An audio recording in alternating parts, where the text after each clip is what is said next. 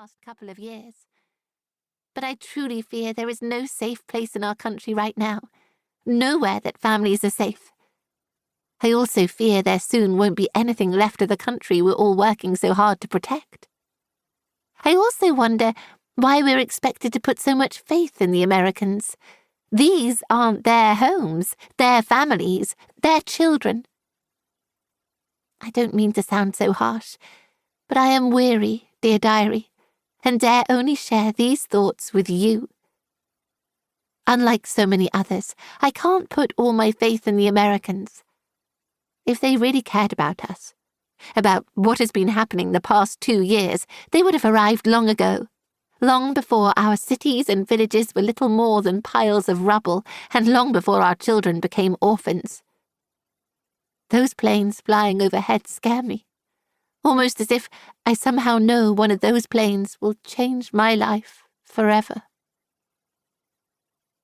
The rumble of planes growing nearer sent Catherine's nerves on edge. She tried to pedal faster, but the road was rutted and wet from the heavy spring rains that had fallen the night before. Her hands and arms, even her legs, shook as the noise overhead grew louder. Afraid to look, but unable to stop herself, she twisted enough to glance towards the sky behind her. Fear grasped her entire body. Not only was the sound deafening, she'd never seen a plane so close. It was flying right at her, would hit her. Frantic, she tried to steer the bicycle off the road, but it wobbled uncontrollably and then toppled. She hit the ground so hard the air was knocked out of her. It was a moment before she could gather the gumption to cover her head as a powerful gust of wind tugged at her scarf and coat. The noise was so great that her ears were ringing, and she felt as if time had stopped, or wondered perhaps if this was how it felt when time ends. Life ends. It was a moment or two before she realized the noise was fading, and another before she concluded the plane hadn't landed on her, that it was still in the sky, flying higher now and away from her. A sense of relief washed over her until she saw the contents lying around her. The eggs, cheese and milk that had been in the wicker basket attached to the handlebars of her bicycle. Anger began to coil its way through her system. Every morsel of food was precious right now. She scrambled onto her knees, reaching for an egg, hoping to salvage at least a few, when a powerful force grasped her from behind and lifted her completely off the ground. "Miss, are you hurt?" The egg she'd been about to save tumbled to the ground, cracking and oozing into the muddy gravel. "Are you hurt?" A boot, her man's boot, stepped right on the egg she'd been hoping to rescue, and a shiver raced over her as her gaze travelled upwards, over the brown trousers tucked into the boots, a waist-length leather jacket, and finally a billed hat that sat a bit off-kilter atop a short-cropped head of brown hair.